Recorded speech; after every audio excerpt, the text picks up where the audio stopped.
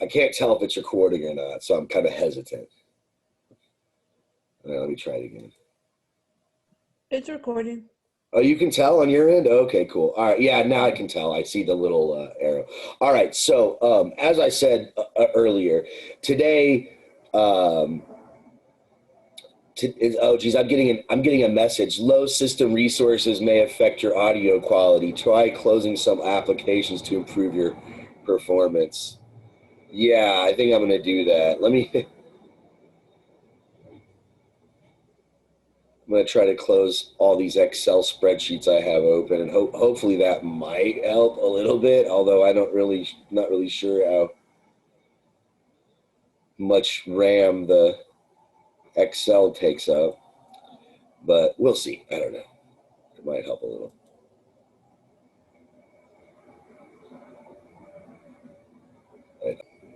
Okay, so as I was saying before, I was so rudely interrupted by my crappy computer. Today we're going to finish Kant, which shouldn't take too long, because we really got through Kant. We got through the basics. We should understand the basics of Kantian ethics. If you don't, go review the video of our last meeting. We never really, I think, got too much into the application part of Kant, and so I want to do a little bit of that today. In other words, how do we apply Kantian ethics to contemporary ethical issues? So we'll look at that. And then I touched on this briefly at the end last time. We'll look at some of the problems, some of the typical objections. And I say some, there's a lot more, right? I'm just going over kind of the more famous objections, the more typical objections to a Kantian approach to ethics. We're already 15 minutes in, so I hope this doesn't take too long, because I want most of this class to be focused on utilitarianism. Luckily, that doctrine, utilitarianism, is pretty straightforward. Out of all the theories that we've covered so far this semester, it's probably the easiest one to explain. It's the most straightforward. So hopefully we'll be able to get through all that by the end of class today. Now that we're like already 15 minutes in, I seriously doubt we're going to get to on liberty. So maybe I'll be able to make some remarks at the end to get us ready for the reading. We'll see. Okay, so I've got the screen open here to the categorical imperative. This is, I think, the third slide in the Kantian PowerPoint. I will post this online later today in the PowerPoint section of Blackboard.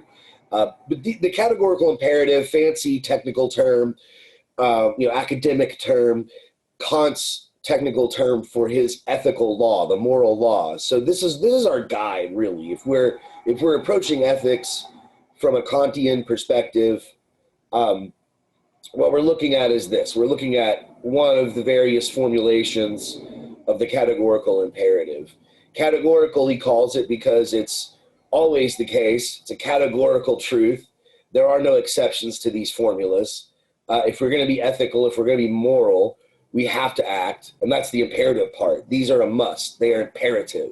If one is going to act according to duty, it is categorically imperative that one acts in this way. And so really briefly, let's review the two formulations I gave you. The first one, always act in a way such that the maxim of your action could become a universal law. In other words, whatever sort of reasoning or justification that you might be using for your actions, that should be a good enough reason for every person in all cases. It should be applicable without any contradiction to all situations at all times. If it's not, like stealing, he says, lying.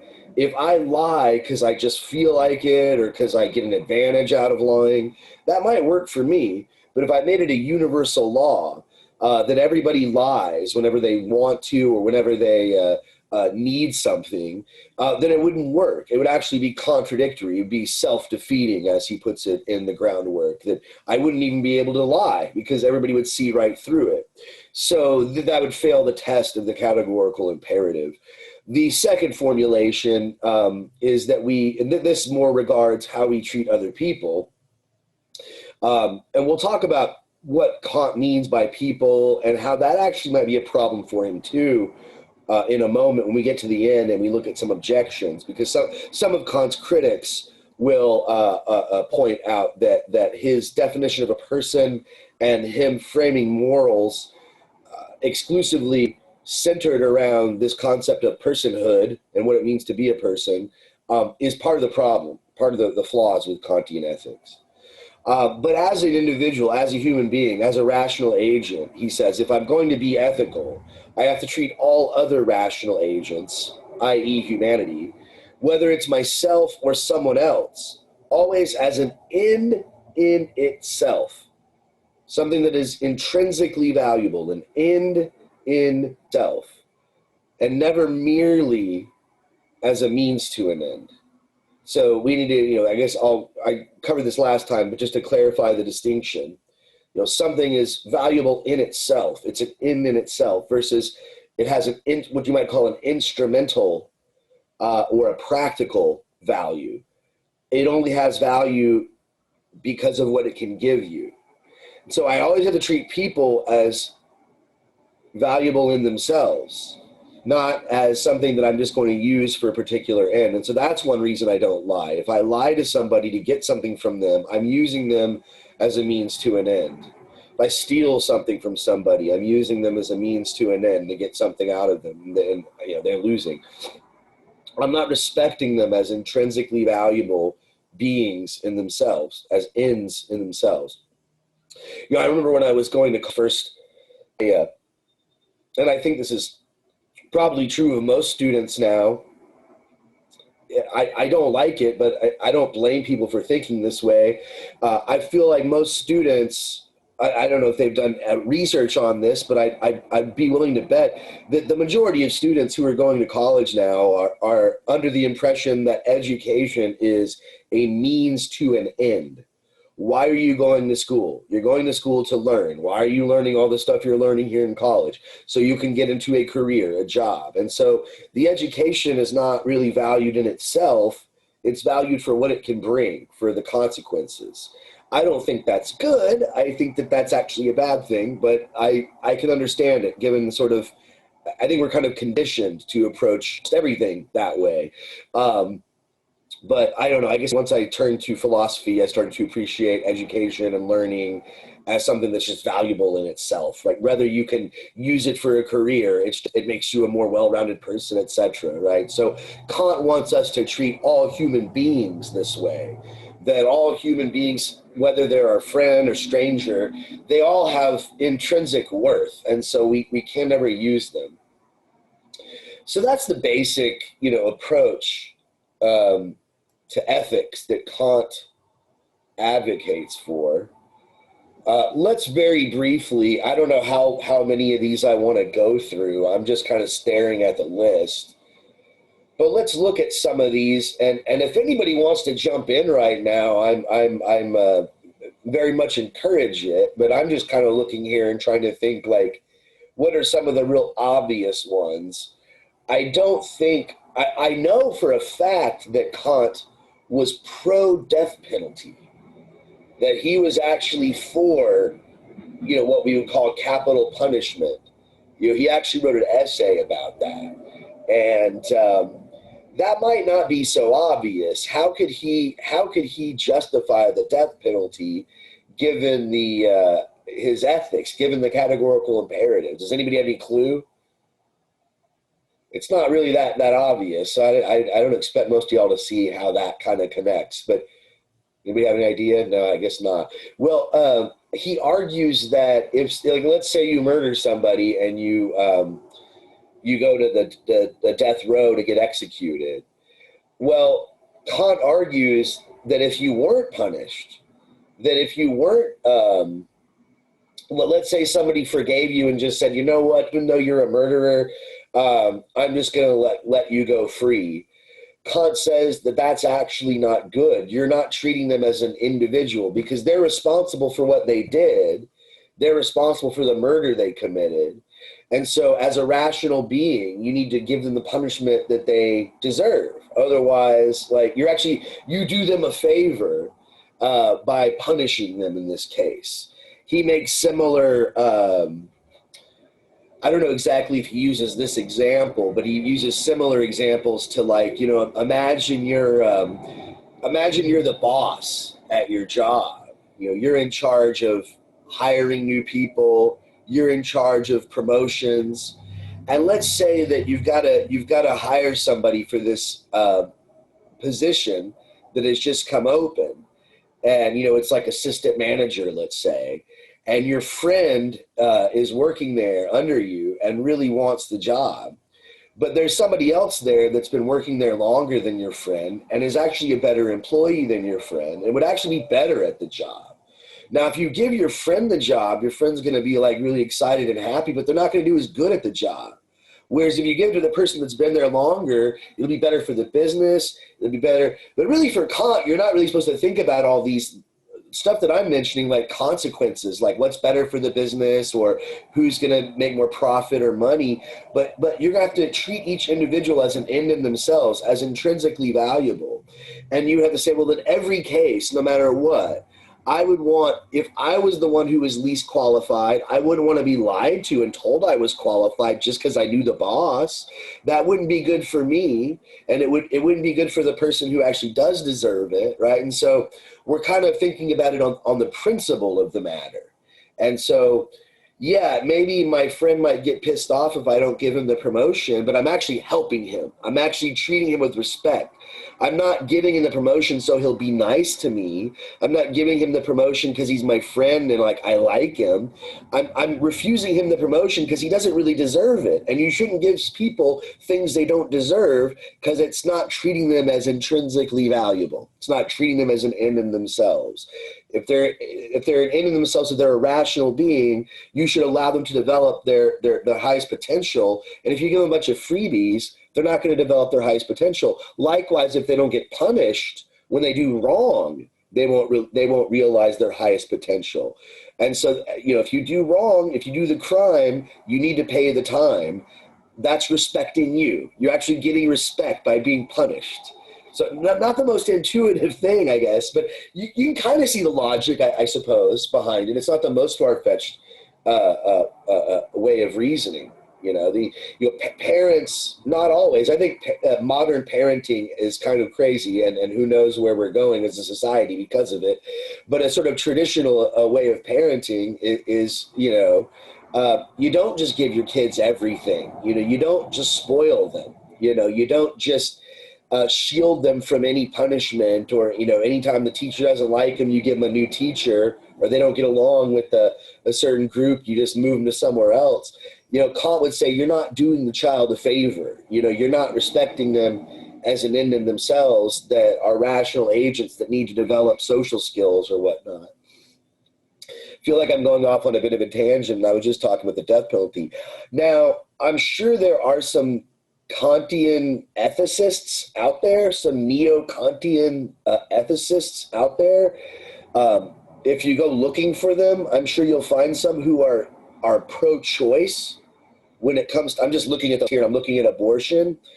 I would think that they got to go out on a bit of a limb here. And it really, I think, also depends on how you define a person. We'll get to that in a minute, but I would think Kantian ethics would lend itself towards not being pro-choice when it comes to the abortion issue. I could understand maybe arguments on both sides. The woman is the woman who's pregnant is intrinsically valuable, and we have to respect her choice as an individual. But then you got to think about the unborn child, right? On the other hand, because it's an unborn child, this is where it gets a little bit fishy with the Kantians, because remember, for a Kantian, I think I mentioned this last time and I've alluded to it today, the only thing that has intrinsic worth, the only thing that is intrinsically valuable is a person. And a person defined by Kant is any individual being that is capable of understanding and reasoning, that can understand concepts and apply those concepts to their actions. So can a fetus do that? I don't know. I don't think so. So now there are some ways to go around this if you're Kantian. So, and I'll talk about those in a minute when we get to the persons versus things distinction. But before I do that, let's look. I don't know. Anybody want to jump in and guess how Kant might handle any of these issues? I'm just kind of looking through the list here for something fun. I'm not so sure what Kant would say about our drug laws. He was a bit of a conservative, I think, socially, but I don't see how he could really defend. I suppose you don't want people to be able to get, like, to do whatever drugs they want, but then aren't they rational beings that should be able to make those decisions themselves? It's not really clear how Kant would fall to me. I'd have to think about that. Euthanasia, this one is another one that's very similar, I think, to the abortion issue. On the face of it, it seems like Kant would be against it. You know, if someone is ill and they're in a coma, let's say, and there's no, maybe they're life support. That's maybe a bad example. They're on life support. Yeah, they're in a coma, whatever. Or they're terminally ill. Is it treating them as intrinsically valuable to end their suffering, or is it treating them as intrinsically valuable to make sure they don't die at all cost, no matter what their wishes are? That's, to me, a tough choice to make. But it kind of ties into, again, maybe I should just go ahead and get into this distinction between persons and things. Again, for Kant, a person, a human being, a rational being, is intrinsically valuable. It's valuable simply because of what it is. It's not valuable because of what it gives us. It's not valuable because of the consequences it brings about. It's not valuable because of its monetary value or its exchange rate. It's just valuable, and you should just always value it. You can't treat it like a thing, which is not intrinsically valuable. So this is the difference. And in the case of euthanasia, I think it depends on the case. If it's a cancer patient who is, let's say they've gone through chemo, they've gone through all this treatment, and the cancer, they can't get it to go away. It keeps, there's remission, all that horrible stuff. They decide, you know what?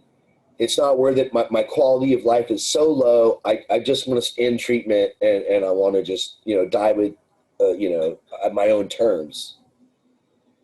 Now, in that case, I think for Kant, it's pretty ambiguous. And again, I mean, he would probably say, no, that's wrong. I'm guessing.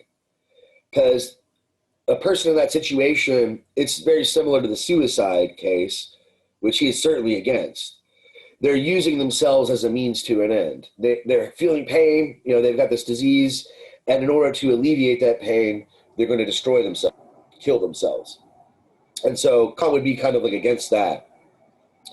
This is the interpretation of a Kantian. But there's other cases that are more controversial. There was a case in the mid to late 1990s. I think it was like 97 or so. You might want to look this one up. This is an interesting case. There's a woman named Terry Shiro. Most of you are probably way too young to remember this. It was a big story in the news back when Clinton was still president. And I remember it vaguely, but it's a famous case you hear about a lot in ethics courses, the Terry Shivo case. Now, what happened was this woman, I can't remember the exact details, but she got into a horrible accident. She had some sort of brain concussion or something.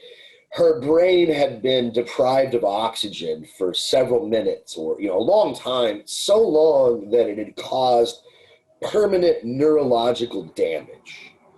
They had it on a life support machine. So basically they were pumping blood through her, getting her heart to pump. her brain was pretty much dead, right? There was not much neural activity and it was damaged. And they told her husband, look, we can keep her like this indefinitely, but given all the sort of the brain scans and all the work we've done, the odds that she'll ever wake up again are very slim. And if she ever does come back to life, like she wakes up, she's going to be a vegetable. Like her brain is like, it's gone. So the husband, he decided that he wanted to go ahead and take her off life support. He argued that he knew his wife, he loved her. They had deep conversations in their life, when she was still alive, about this sort of thing, and he felt very strongly that she would not want to live under these conditions, that she would rather go. So the husband argued for this. Well, once he decided to do that, the family of the woman decided that no, they got involved legally, and the parents were very religious, and they said, no, we believe that, I think we might have even gone over this case before when we were talking about natural law theory, so forgive me if I'm repeating myself here, but that's why it's such a good case. It's, something that kind of brings up all sorts of ethical issues. But, the parents were saying, no, our daughter believes in miracles. She was a Christian, and so we don't care what the doctors say. God could heal her brain. God could make her wake up. And so we want her to stay on life support indefinitely. And so there was this really big legal battle between the parents and the husband, and eventually the husband won. And it got real political. The Republicans took the side of the parents and the Democrats took the side of the husband. And then there were all these like public smears of the husband.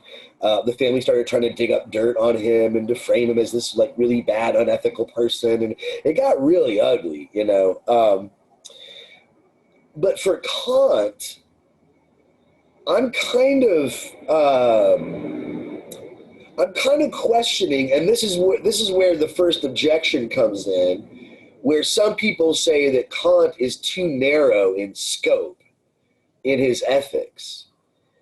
And I think this case of Terry Shivo is a case where that might be, that might be true, because given the way he's defined a person, what a person is, any being that's able to understand concepts and able to apply those concepts to particular cases and to their activities, to their actions, that's a person. Well, according to his definition of a person, I'm not so sure that Terry Shivo was a person anymore. She might have ceased being a person when she got, her neural damage, right? If her brain was significantly damaged enough to where she couldn't ever think or have a conscious thought or understanding or whatever, even though she might still be alive, she's no longer of our ethical concern. We're no longer concerned about her ethically. At least this is what Kant would seem to say, given his framework. And that doesn't seem right. It seems like, no, she's still, even though, okay, you can argue she is, for all intents and purposes, a vegetable, for lack of a better word, right? There's no brain function, whatever. To say that she's not a person still, I mean, I don't know. I can see the argument for why, like, her parents, I mean, I'm not a religious person, so I don't think I would be like, oh, it's a miracle where, Jesus might heal her. Like, I don't know if I want to take that tack, but I can understand it is an ethical issue just because someone's in a coma and unconscious and has, brain damage doesn't mean they're no longer something that we should be concerned with, that they're no longer on our ethical radar, so to speak. And this is not the only case. You might be thinking, well, that's just a kind of a special case, and maybe that's not fair. You know, a lot of times in philosophy, people get really annoyed at philosophers because we always bring up these really weird thought experiments that are kind of like far-fetched, and people are like, well, that would never happen, and that's just a weird exception. So the theory is still good, you know, just because of this one, like how often. But there are other more common cases, I think, where you can still criticize Kant for being too narrow in scope. So not only do we not care about you know, if somebody's in a coma and they're you know, they have sufficient enough damage to their cognitive faculties, then they no longer count. But are there other beings, perhaps, that you can think of? Anybody? Can you think of a thing that you think is valuable?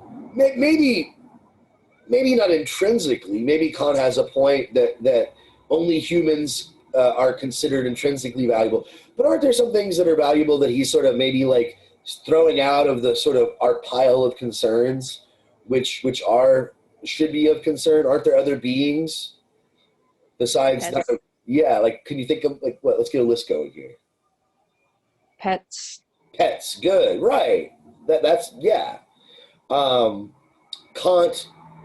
denied that animals had reason. That's controversial. I think that it's pretty clear that they don't reason the same way that humans do. Our brains are different. But Kant is sort of operating under this old school assumption, going way back to the ancients, that animals are just going off instinct. They don't have thoughts the way that humans have thoughts. And so they're not valuable intrinsically, you know. And so the whole question about animal rights is not even a question for Kant. It's, you know, it's not even on his radar. But to be fair to Kant, he actually does address this issue, even though there weren't like a bunch of vegans back in the 1700s. He still realized that being cruel to animals was kind of messed up, you know, and so he does address this question about how we should not be cruel to animals. His argument to me, even though it might be kind of a good argument, I'll explain his argument here in just a moment. It's a pretty, you know, you could argue it's a pretty decent argument, but you could argue it's a good argument. You know, you can make the case for it. You know, he's got a point, but let me explain the argument. You'll see it's not exactly a Kantian kind of argument. He says that you should not be cruel to animals, not because animals have any value, not because animals are intrinsically valuable, but he says that if you're cruel to animals, you become desensitized to cruelty.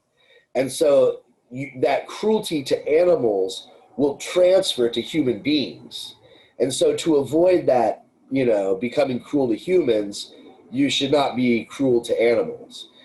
And there's research, I guess, to back this up. You know, a lot of the famous serial killers got their start torturing small animals when they were children.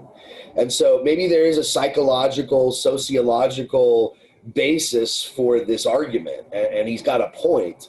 The problem is, as an ethicist, Kant is always insisting that we never look at the consequences of our actions. We only look at the principle of the matter, right? Could we act this way in all cases with justification and be consistent? And this argument that you don't be cruel to animals because that cruelty might transfer to humans, that's thinking of the consequences. That's thinking of the results of your actions. So maybe a good argument, but kind of violating his own ethical framework to do so. So not the most consistent approach. So that's one. Someone mentioned pets. I mentioned Terry Shivo, right? Someone who's like in a coma, they're not a person anymore. Anything else that you want to put on the list besides like animals, maybe people who are in a coma? I don't know. What else? There's at least 2 or 3 more things I think that he's leaving out here.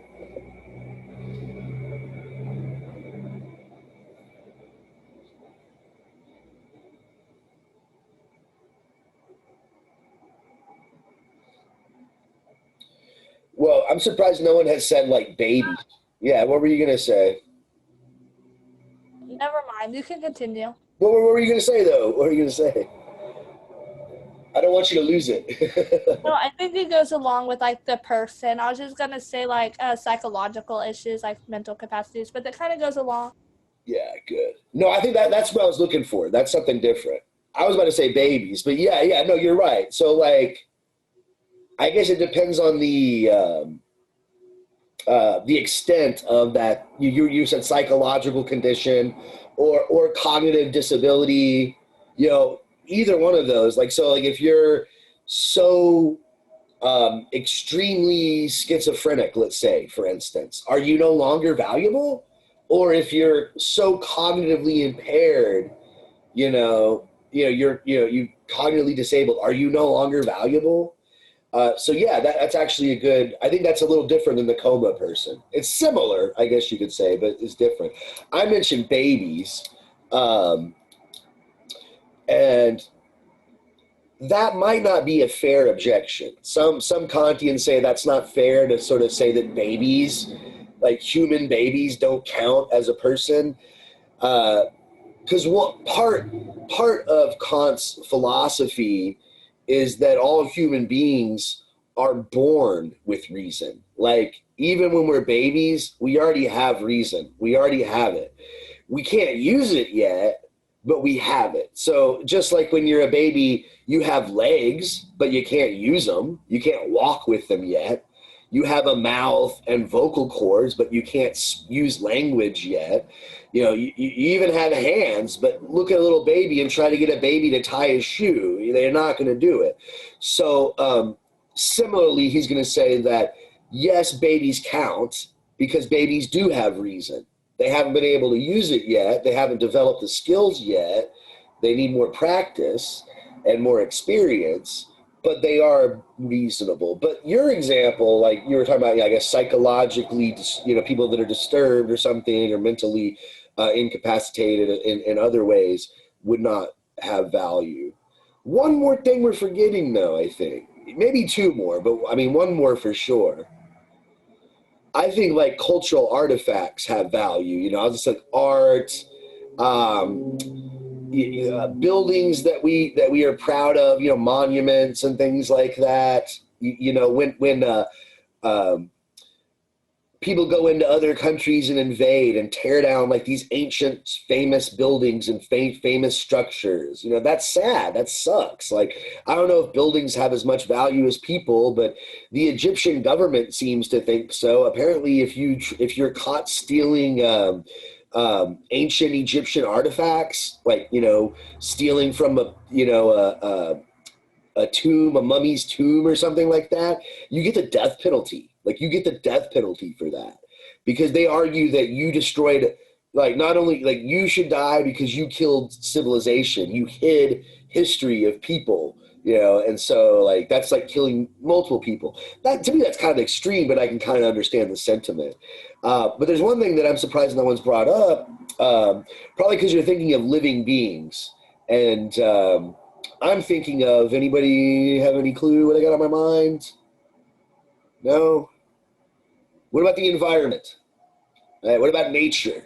Should we care about taking care of our world and making sure it's a clean world and other living things can live in it, our habitat or whatnot? To be fair to Kant, there were no such thing as life support machines when he was alive. So he couldn't have foreseen a Terry Shivo case.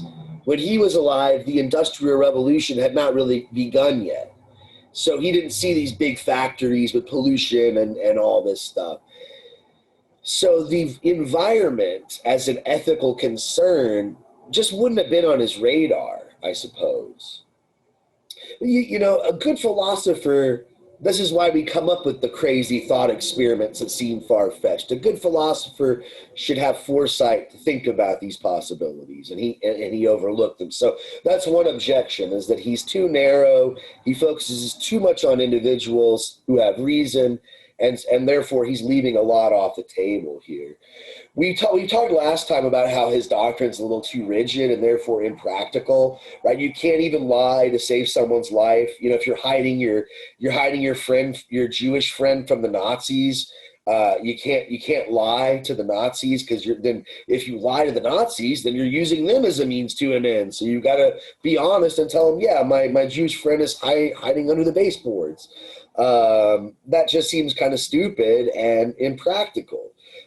It really results from a conflict of duty. You know, he does say you have a duty to protect others, you have a duty to help your friends, but you also have a duty to be honest. And when you have a conflict and you have to decide between the two, sometimes it's not really obvious how to decide. He doesn't really give us a clear answer or criteria to decide. In fact, he seems to kind of avoid these questions. And when he does, he kind of just puts his hands up and says, look, I'm just trying to explain what's good, not what's possible. Maybe sometimes it's not possible to do the right thing. There just isn't a right answer. Also, we might get to this a little bit later when we get to the existentialist. I don't want to dwell on it too much now, but this might be something that you could apply to all these philosophers, and even John Stuart Mill, who we're going to move on to here in a minute, and the utilitarians. He himself brings this up in his own essay as an objection to his approach.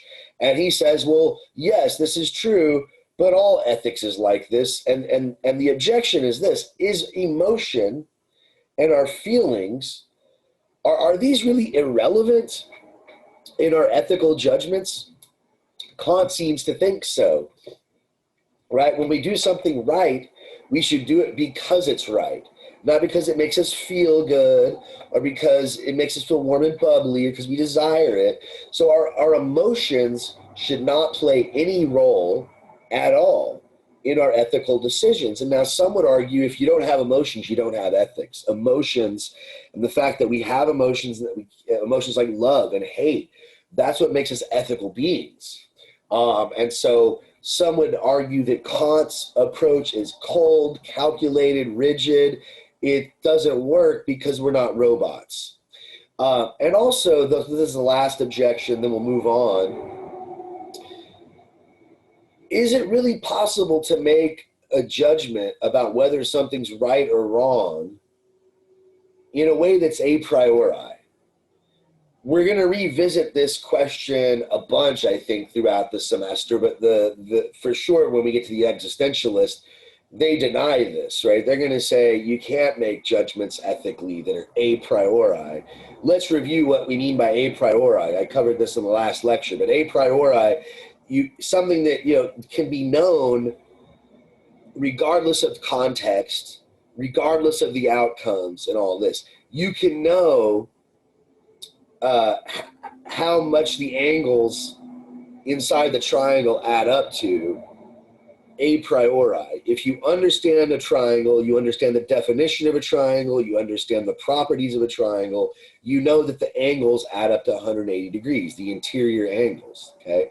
This is something that once you know it, once you understand it, you don't have to test it or refer to a particular triangle every time you want the answer. You just know it. You know it a priori. Similarly, Kant thinks that this is the case with ethics. If you follow the categorical imperative, if the maxim of your action could be made a universal law, then you know a priori, before you even do it, before you even act, you know it's right. Now, some would argue that you never know whether something's right until you understand the context. You have to know the context. You have to know who's involved, what they're aiming for, what their goal is, what the results of their actions are. There's a famous essay, which I'll probably reference quite a bit throughout the rest of the course, but there's a famous essay called Moral Luck. And it was written by a guy named Nagel, Thomas Nagel. He's still alive, actually, I think. He's probably in his late 90s. But he wrote an article in the 80s called Moral Luck, where he talks about how, sometimes we know that something's wrong, but it can be worse once we know the context. So or once we know the consequences. So he gives a lot of examples, but one real obvious one is driving drunk. You know, if you drive drunk, that's really irresponsible. You know, we could all probably agree that driving drunk is irresponsible, right? Even if you've done it, maybe you've done it yourself, and you know you're here to tell the tale. But just because you got away with it doesn't mean it was the right thing to do. On the other hand, let's say you drive drunk and you get home safe. That was bad. That sucked. That was bad. You were very irresponsible. But Nagel, he argues that it'd be much worse if you killed somebody on the way home. You know, if you ran into somebody, you hit a pedestrian, that's different. And you couldn't know beforehand. You couldn't know a priori. And you couldn't judge that person based solely on their intentions. That's another thing for Kant. It's all about intentions. The results don't matter. So the intention's the same. You're being irresponsible, you're driving drunk, but in one case you get home safe, the other case someone dies.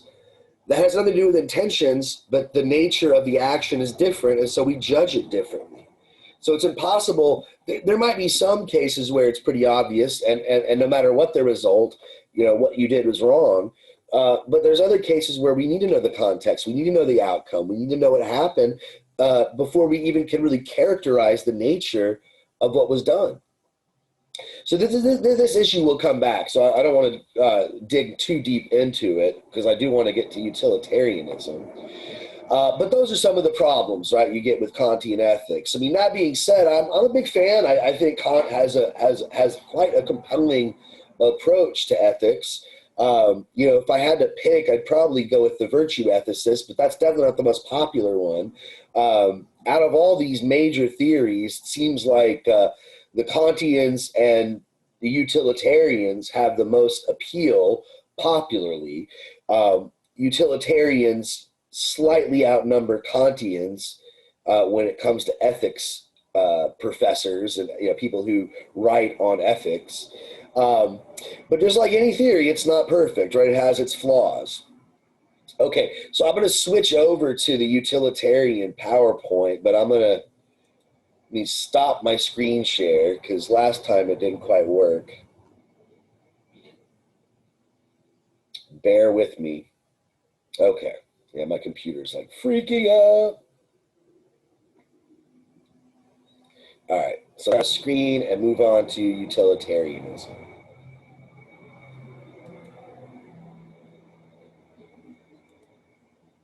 And if anybody has any questions or comments about Kant before I move on, now's the time.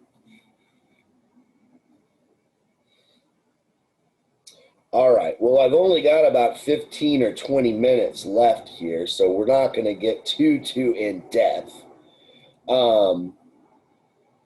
As I've mentioned several times before, out of all the theories, the major normative ethical theories, this one's probably the most straightforward. It's the easiest to explain. So even though we've only got about 15 minutes left, I bet I can do it. I can get this thing done and explained in 15 minutes. Now, we're probably going to have to wait till next class to go into all the subtleties, some of the objections, some of the problems with utilitarianism.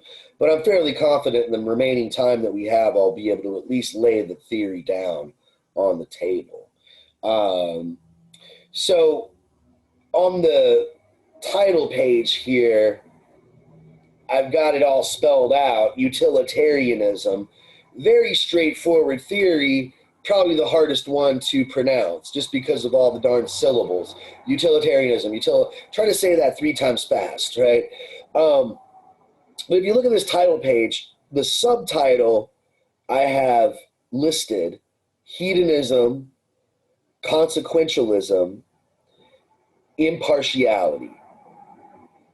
You could argue that these are the 3 components that make up the utilitarian doctrine, right? Hedonism, which we've covered before, consequentialism, which I don't think I've mentioned before, and this notion that we have to be impartial, what some call the principle of equality, but I don't actually like that, but I'll give it to you, even though I don't like it. I'll explain why I don't like that type. People call it the principle of equality, but I think that's misleading. But the way that John Stuart Mill defines utilitarianism is this, and this is the quote from his famous essay titled Utilitarianism. He says that utilitarianism is the doctrine that follows or adheres to the greatest happiness principle. So what is the greatest happiness principle? John Stuart Mill says, actions are right in proportion as they tend to promote happiness, wrong as they tend to produce the reverse of happiness. And then he goes on to define happiness as the intended pleasure or absence of pain. Unhappiness is pain or the privation of pleasure. This is what I think is the main, maybe not the only, but for sure the main distinguishing characteristic between a utilitarian approach to ethics and a virtue ethics approach, Aristotelian approach. Aristotle also talked about happiness being the goal. Happiness is the aim of all of our actions, at least as individuals. But what he meant by that, remember, if you go do your review our lecture on virtue ethics, he's talking about eudaimonia, the Greek word, eudaimonia, self-fulfillment, self-actualization, becoming the most virtuous, the best version of yourself possible. Mills has, to me, and you could push back on this a bit, and maybe you should, because maybe I'm not being as fair to him as I should be. I gotta be honest, I'm not a huge fan of the doctrine. But he's pretty straightforward. He tries to keep it very straightforward. Happiness is just pleasure, or intended pleasure even. You just meant to please, or the absence of pain. And unhappiness is the opposite of that. It's pain or the privation of pleasure. So why do the commentators break this down into these three components? Hedonism, consequentialism, the principle of equality. Well, because basically if you break down all what I just said, right, actions are right as they promote happiness, they're wrong that they produce the reverse of happiness, happiness is pleasure, unhappiness is pain. Throw that all together, and what you have is you have these three elements. You've got the hedonistic element, which we've talked about before. If you remember, Hobbes, he's a social contract theorist, but he bases his social contract theory on a somewhat of a similar version of hedonism as Mill, right? Hobbes says, well, we all want what pleases us. We think it's good if it pleases us. We think it's bad if it harms us. And we want all this stuff that pleases us. We can't have it all. We're going to have disputes. We fight. And so it becomes rationally self-interested to form societies, to form a social contract for security. So Hobbes uses hedonism as a sort of basis for survival of, the self, linked to survival of the community, linked to the establishment of a social contract, and the basis of things like justice and injustice, right and wrong, and ethics. But with Mill, it's pretty straightforward, right? He seems to, at least at this level, be talking in the most broad and general sense, whether you're somebody out in the wild, just living in a community of hunter-gatherers. This is, again, controversial. We'll have to sort of fill in the blanks here, a little bit later. But any human being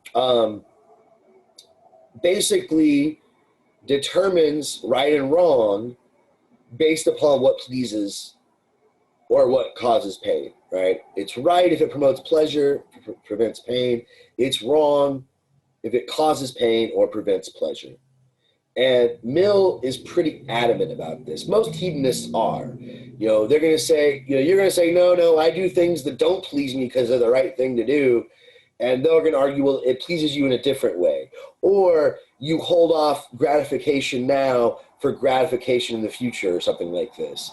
All of our moral values are based on what pleases us and what doesn't please us. Now, the word hedonism is typically used today in a negative sense. If you hear people talk about hedonistic, or that's hedonistic, or you're a hedonist, it usually has negative connotations. All you care about is sex and drugs and partying and just pleasure, okay? That's the common usage of the word, but in philosophy, hedonism is usually a little bit more sophisticated than that. Yes, it's all based on pleasure, but if all you did was drugs and partying and sex all the time, that would get old after a while. It would not be healthy, perhaps. And so, it's a sort of refined approach to pleasure, right? Maximize it, but if you do it too much, you get a hangover or something.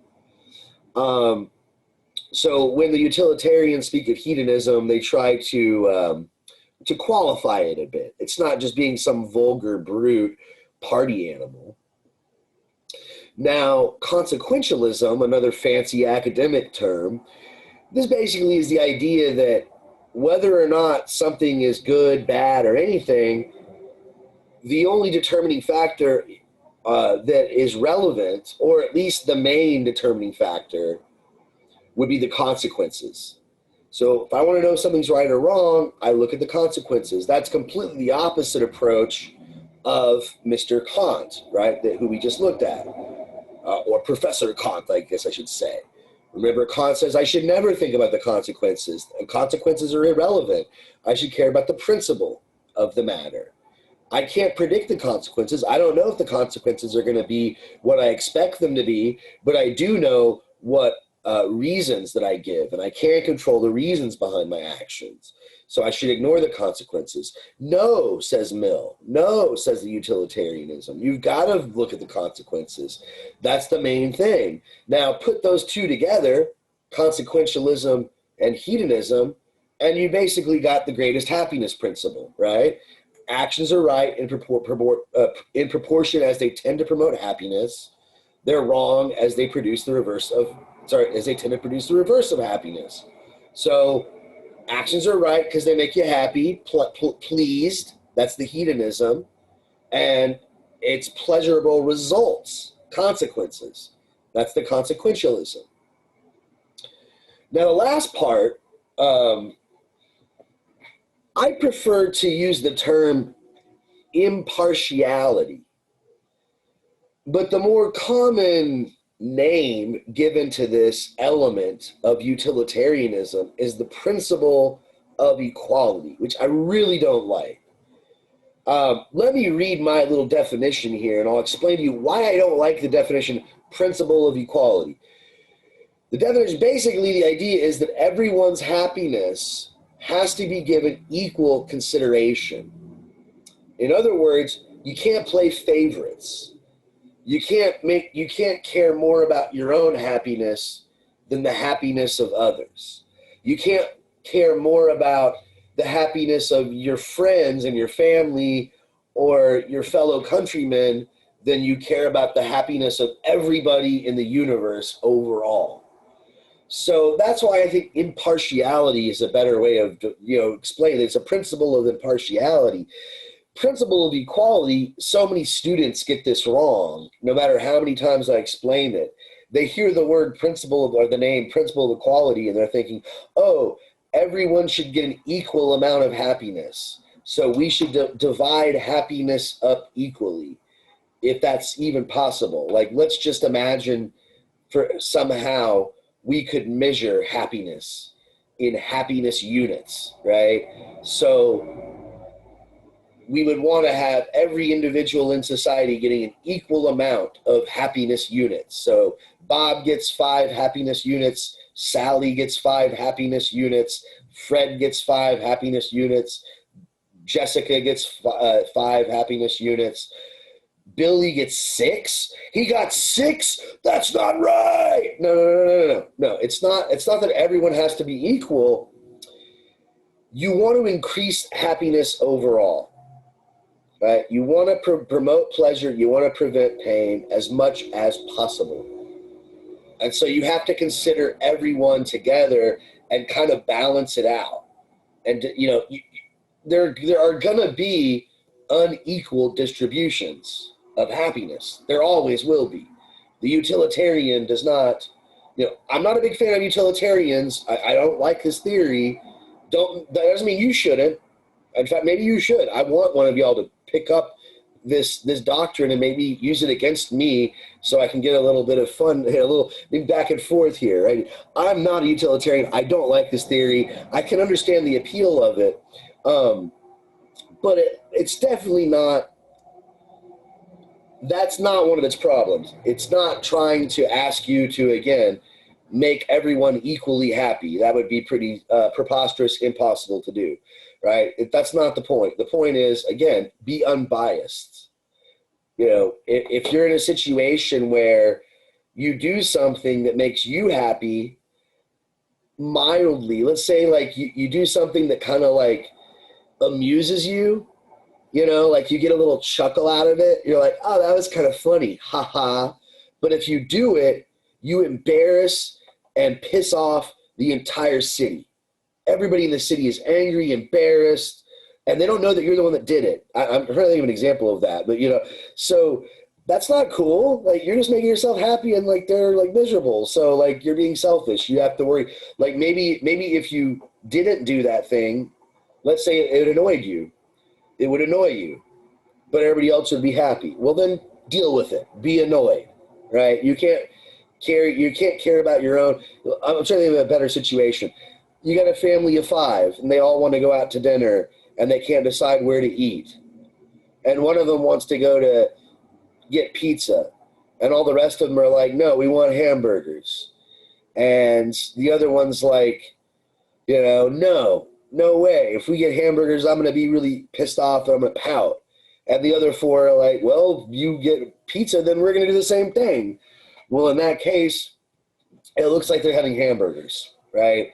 They're all getting food. The person that gets that wanted pizza and got hamburgers might be a little pissed off, but at least that they're eating, and the 4 people are happy, and so that's going to outweigh the unhappiness, I suppose, of the one person that wanted pizza. So again, utilitarianism, the basic idea, values are based on pleasure and pain. That's hedonism.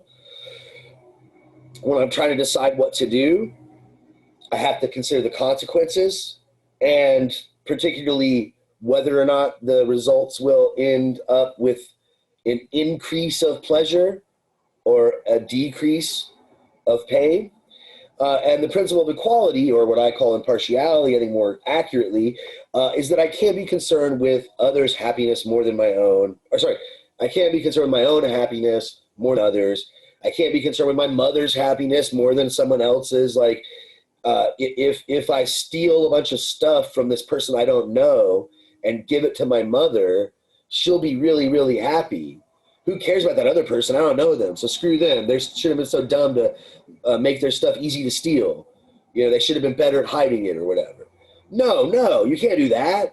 Who cares that your mother's happy because you stole all that stuff? Like, you can't care more about your mom than some stranger just because it makes you happy. So again, hedonism, happiness, pleasure, pain, that's the basis of all judgment. Consequentialism, look at the results. That helps you decide whether or not something's right or wrong. And the principle of equality, you can't just worry about yourself. You can't be selfish in this regard. Okay, well, that's the theory. I got it on the table. I told you it wouldn't take me that long. With the limited time we have left, next, what we're going to do next class is we're going to spend a little bit of time looking at some of the common objections, some of the common problems with utilitarianism. We don't have time for that today, but for the most part, we're going to be focusing on the John Stuart Mill reading on liberty. So hopefully you've gotten a copy of this book. I'm pretty sure I have a PDF version on Blackboard if you don't want to buy the textbook. But make sure you read the first chapter. We'll get through it next class. But in the few minutes we have remaining, let's look at some of these issues here. And I'm just kind of curious what you guys might think about, like, how would a utilitarian approach some of these issues? Like, what about, we already did this, I think, earlier in the semester, and I think that Raven responded, and you can respond again, Raven, if you want, but I think we talked about euthanasia, like the first day of class, mercy killing. What do you think a utilitarian would say about this? Raven or anybody for that matter. What do you think a utilitarian, is it wrong or right to let someone die if they're ill and they want to die and they're really in pain? What do you think? It might cause the greatest amount of happiness to let them die. Right. Yeah, I would say generally, I could be wrong about this. Again, if you went looking around like every single article that's ever been written, you might find a utilitarian that disagrees with you. But by and large, I think you're right. Most utilitarians think of it as, in most cases, if they're an adult and they're in pain and they're suffering, that it would result in the greatest happiness for the greatest number to let them die. Maybe their loved ones would not have to see them suffer, and there's all sorts of arguments. So yeah, I think you're on the right track. Again, you could probably find a utilitarian out there that might come up with some other account where okay, well, in some situations it's not, or in some situations it is, and it depends on all these other factors. But I think as a general rule, your response is pretty correct. How about some of these other ones, like drug laws? Like, should we legalize drugs? Should we legalize drugs? Should we? I don't know. I think so. Oh, no, I thought that's what you were asking. Yeah. Well, what would a utilitarian say, do you think? Medical marijuana? I think they would say yes. I think that those ones are less controversial. Like if you can show that it has a medical use, then that would be, but I'm just saying like recreational, like just to legalize drugs recreationally. Yeah. I think no. I would, if I was a utilitarian, I would argue for it, but I could see I could see it being controversial. You could say, well, if you legalize heroin, then maybe like heroin use will go up, and then like people will be less responsible, and like that will hurt other people. So like, I think that's wrong. I think that's a crap argument. I think that statistics and studies have shown that that's not the case. When you legalize drugs, the use doesn't go up. At least it didn't in Portugal and Switzerland. But I understand like what their intuition is. Well, if you make it legal, it's easier to get, so more people will do it. And then like there'll be more druggies and society will fall apart because drug use will go up and less responsibility. And so this is one where I think like the classical utilitarians, as far as I know, I don't think they ever, I'm not an expert on them, but I don't think they ever really directly addressed the issue of drug prohibition and whether or not it was good or bad. Given some of the things that John Stuart Mill says in this essay on liberty, I would think that he should have thought about that. And if he was going to be consistent with his own principles, that I think that he'd have to say drugs should be legal, that all drugs should be legal. And that's pretty controversial. I admit that's a controversial view. I happen to agree with it, but I've got my reasonings and I can see the other side. I can see the other side of the argument. It's not so obvious why. Either side would be completely correct. But anyway, it's 15 after, so I better shut up. I think a couple of you got here a little bit late, so let me make sure I get everybody on the roster. I think Moises, you're the only one I think that I don't have. Oh, I better stop recording. Okay.